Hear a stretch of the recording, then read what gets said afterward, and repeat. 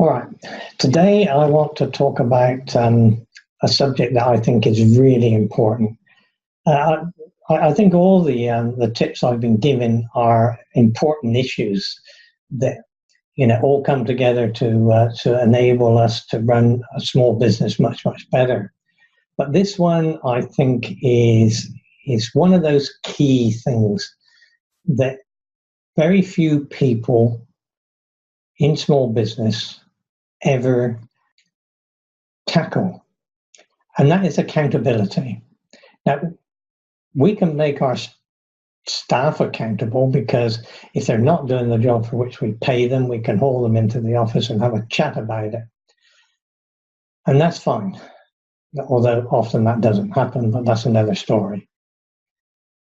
But the one I want to talk about today is you making yourself accountable. Because if you do not hold yourself accountable, then you have no right to make anybody else accountable, because it will have no meaning. And because we don't report to anybody else, because we're the boss, we're the owner. Who's going to tell us off if we don't do what we said we're going to do? And it's very easy to fall into this culture of not holding ourselves accountable. Now, who can we hold ourselves accountable to? Well, some people use advisors, and they report to them once a month. They have a board meeting type arrangement where they're held accountable to the advisor. And if you're going to do that, make sure you pick an advisor that's going to tell you the truth and not what you want to hear. It may be unpalatable and may be hard to swallow, but there's no point in paying somebody to just mouth platitudes at you. You need somebody that's tough and will give you the tough word. Another way of doing it is that you're accountable to your staff.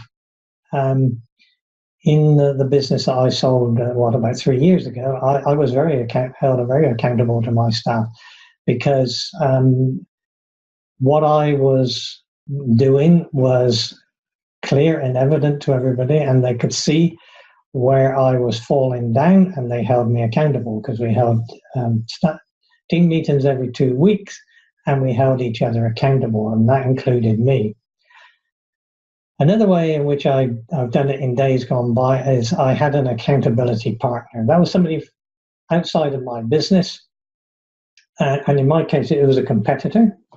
So we understood each other's issues, but we trusted each other, and we were both keen to build our businesses, and we were both prepared to put the hard word on each other, and no mucking about. And for many years, he and I worked extremely well together. Even though we were competitors, it made no difference. We held each other accountable. And, accountability is one of the greatest things that I think that you can do, because it's too easy to fall into the trap of, I'll do it tomorrow, I'll do it next week, or whatever. I mean, who's going to challenge me over it? So my tip for today, and it's a biggie, figure out how you're going to make yourself accountable. I've given you 3 suggestions. You may be able to come up with some more, but I've used all 3 of those in my business career. So I know those 3 work, and you find what works for you, but become accountable. That's my tip for today.